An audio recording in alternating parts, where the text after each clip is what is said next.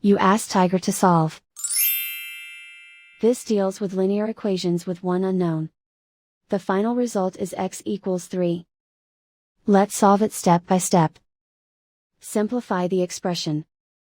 Find the greatest common factor of the numerator and denominator. Factor out and cancel the greatest common factor.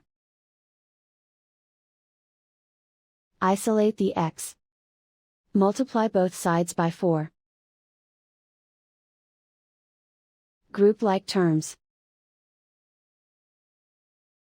Multiply the coefficients.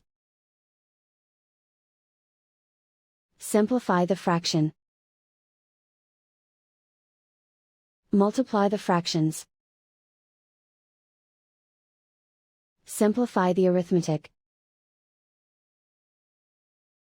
And so the final result is x equals 3.